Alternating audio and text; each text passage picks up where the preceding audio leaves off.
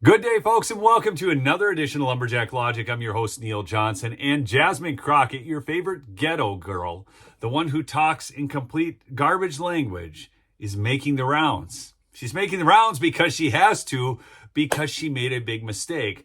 But instead of actually having the tact and ability to say she's sorry, she digs herself a deeper hole.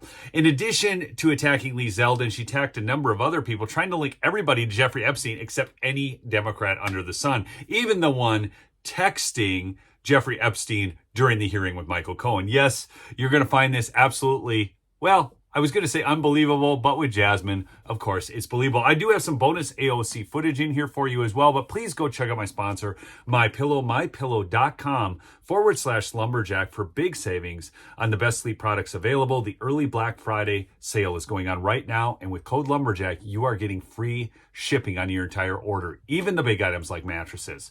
Let's get right into the interview. Democrat who's been on defense over Jeffrey Epstein is Stacey Plaskett. She represents the Virgin Islands. She was texting with Jeffrey Epstein the day of Michael Cohen's hearing. Her questions pretty closely followed the text messages between the two of them to ask about Rona Graff, Trump's longtime assistant. If you haven't seen that, here's 20 seconds, an abbreviated version. You will see that clearly she is being coached by Epstein on the questions she asked to Michael Cohen. Attorney-client privilege, yes, I will turn it over. You, as my friend Mr. Meadows pointed out, misled this committee even today in a written submission that contradicted your testimony. You have suggested you are going to review that. Are you going to review it in our next break to correct the record, yes or no? Yes. Question, you helped out the president's campaign or were involved in the campaign as a representative, as a spokesman, even in your words today. It was your idea for the campaign dating back to 2011. Is that accurate, yes or no? Yes. Mr. Weisenberg and other individuals, Ms. Rona. Who are those individuals? Are they with the Trump organization? They are. Are there other people that we should be meeting with? You were defending her today, or in recent days, yesterday, and you talked about Republicans taking money from a Jeffrey Epstein. Here's what you said. Who also took money from somebody named Jeffrey Epstein, as I had my team dig in very quickly. Mitt Romney, the NRCC, Lee Zeldin, George Bush, Win Red, McCain Palin, Rick Lazio.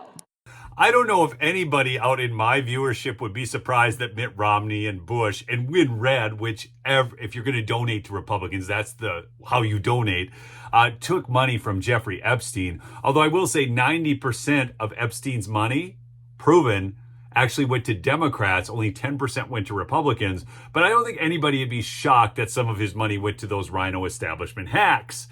That being said, Lee Zeldin, this is what's so funny. Look at Jonathan Turley posted this. He said Representative Jasmine Crockett, Democrat Texas, actually attacked EPA head Lee Zeldin for receiving money from one Jeffrey Epstein. The problem was that it was a different Jeffrey Epstein, a New York doctor. Additionally, then Lee Zeldin went on to repost the video of the interview with Kaitlin Collins and said, when you find yourself in a hole, it's best to stop digging. The public FEC report Crockett referenced on the House floor very clearly states that Jeffrey Epstein, who donated to my past campaigns, was a physician. And the donation date was well after the other Jeffrey Epstein was already dead. Okay, what's really crazy is when you watch this interview, watch how Jasmine tries to handle this and answer in the chat below. Do any of you buy what she's selling? You mentioned Lee Zeldin there. He's now a cabinet secretary. He responded and said it was actually Dr. Jeffrey Epstein, who's a doctor that doesn't have any relation to the convicted sex trafficker. Unfortunate for that doctor, but that is who donated to a prior campaign of his. Do you want to correct the record on the people that Listen, I never said that it was that Jeffrey Epstein. Just so that people understand, when you make a donation, your picture is not there. And because they decided to spring this on us in real time, I wanted the Republicans to think about what could potentially happen, because I knew that they didn't even try to go through the FEC. So my team, what they did is they Googled. And that is specifically why I said a Jeffrey Epstein. Unlike Republicans, I at least don't go out and just tell lies. Okay, I don't want to argue over words, but she did not say a Jeffrey Epstein. She said someone named Jeffrey Epstein with an obvious implication. I don't, is anybody buying this from her that she actually didn't think that she was correct in doing this?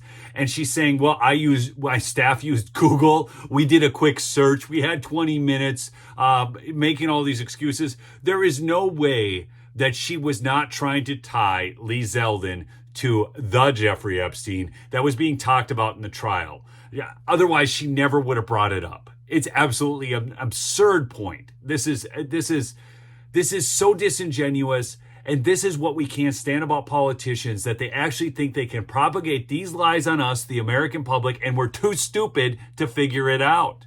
Because it was not the same one, that's fine. But when Lee Zeldin had something to say, all he had to say was it was a different Jeffrey Epstein. He admitted that he did receive donations from a Jeffrey Epstein, so at least I wasn't trying to mislead people. So note, the problem is not her trying to tie Lee Zeldin to a convicted sex offender who was dead at the time of the donation. The problem is Lee Zeldin's response to her. Do you all get this? And then she says at least she wasn't trying to mislead. Again, does anybody out there in my listening audience or anywhere in the world believe that that was her intent? Now, have I dug in to find out who this doctor is? I have not. So I will trust and take what he says is that it wasn't that Jeffrey Epstein, but I was not attempting to mislead anybody. I literally had maybe 20 minutes before I had to do that debate. Yeah, but people might see that and say, well, you're trying to make it sound like he took money from I did not know. A registered sex offender. No, but I literally did not know. When you search FEC files, and that's what I had my team to do, I texted them and I said, listen, we're going up. They are saying that she took donations. Right, but someone might say, well, your team should have done the homework to make sure it wasn't the convicted sex trafficker. Within 20 minutes, you could not find that out, not from just doing a quick search on FEC. Oh, yes, folks. She did not know. This genius, Jasmine Crockett, who said, we're going to expose it all, runs around with loose lips saying stuff like this. Well, let me tell you something. Your illustrious host, that's right, me, Neil Johnson, your illustrious host of Lumberjack Logic, in just a few quick minutes was able to find this information out. And it's right on the FEC. All you do is click on the person's name, and here it is. Epstein Jeffrey, Manhasset, New York, physician, self-employed. Well, and obviously the dates don't match because he was dead. You didn't even need to know he was a physician. How could you not know? This is so basic. You're going to get up there in front of Congress, in front of God and everyone, and try and accuse this man of taking money from Jeffrey Epstein when 90%, let me remind you, 90% of Epstein's contributions went to Democrats. So, number one, I made sure that I was clear that it was a Jeffrey Epstein. But I never said that it was specifically that Jeffrey Epstein because I knew that we would need more time to really dig in. Well, Stacey Plaskett was texting the Jeffrey Epstein that we're all Correct. talking about. You voted against the censure for her to remove her from her committees. We pressed the minority leader, Hakeem Jeffries, on this last night. Maybe you don't think she should be removed from her committees. Correct. But why do so many Democrats seem unwilling to say it's inappropriate to be texting with a registered sex offender about what you're going to ask a witness at a congressional hearing? So I'm not going to necessarily say that that's the case. Now, this is somebody that was a former prosecutor. Now, I haven't sat down and talked about all the specifics of why Stacey was doing what she was doing. I know that when she got up and she spoke, she talked about the fact that this is one of her constituents. Oh my gosh, they are back to the constituent line. This is like when do-rag Jamie Raskin got up there and said, oh, there's nothing wrong with her taking a call from a constituent. Jeffrey Epstein in the middle of a hearing, and of course, I don't think there's any rule here against taking phone calls in a hearing. Now, it's Jeffrey Epstein actually coaching Michael Cohen, coaching Plaskett to ask the specific questions of Michael Cohen to try to implicate Trump, even though Trump can't be implicated. Jeffrey Epstein is just all upset because he got kicked out of Mar-a-Lago because he was hitting on young ladies and Trump didn't like it. This is absolutely the biggest sham. Jasmine Crockett should just say, she just keeps digging the hole here. She should just say, yeah, I'm sorry, I shouldn't have said that. It would have been so easy, but now she's into defending Plaskett, actually taking those texts from Epstein while questioning Cohen. This is the most absurd thing I have seen in quite a while. At the end of the day, what I know of prosecutors is that they are typically talking to co-defendants. They are typically talking to the people that have the best information. And what you had was you had the former attorney for the president that was sitting there. And honestly, we knew, or she knew, or at least Jeffrey Epstein presented that he was very cozy with the president. He had more information, registered sex offender or not. The bigger question is, why is it that the president was so cozy with a registered sex offender even after he ultimately ended up with some of his convictions? And seemingly, he had absolutely been on the plane with him. We know about the birthday card. The bigger question is, why is the president of the United States not the one that is in the hot seat for his relationship, instead of us saying, oh, you know what, we're going to take her off of her committee? The Democrats are so desperate to create a tie that she is still parroting the birthday card hoax. Trump had kicked him out. This is so stupid. I just can't with these people. I can't. Because he decided to text her. Stacey didn't initiate that chain. Jeffrey initiated that chain, and she took the information. Just like if somebody texts me. Yeah, but she was responding and saying, you know, what are you talking about? Quick, I'm up next. And then her questions were about Rona. But do you think that was inappropriate? I mean, would you text with someone who is a registered sex offender about what you should ask? I honestly know. I honestly know she's not honest about anything. That he had never been convicted of any federal crimes at that time. But he had been in jail already.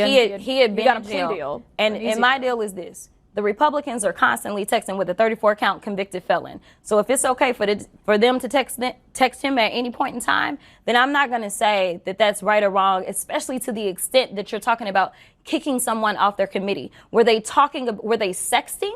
Was it a matter of her being involved in the pedophilia? No, it was nothing like that. She was trying to understand. Let's say Jeffrey Epstein said, you know what? I have these pictures, these salacious pictures, because I know that the president got down and did these things. Do you think that it would be inappropriate for her to ask about those things if he said he had personal knowledge? I think the context matters, but obviously it seemed like he was helping her.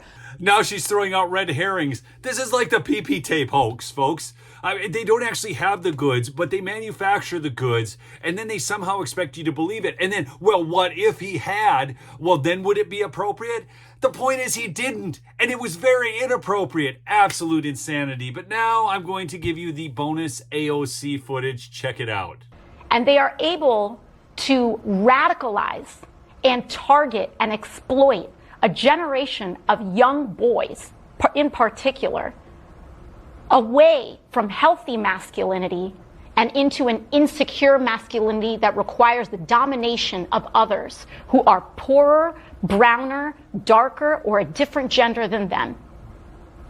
And that is why they are resonating online, because they are appealing to the most basest and worst parts of human nature to divide. I'm going to say something here right now. I'm not here to offend any women in my audience, but I want to ask you, who built this country?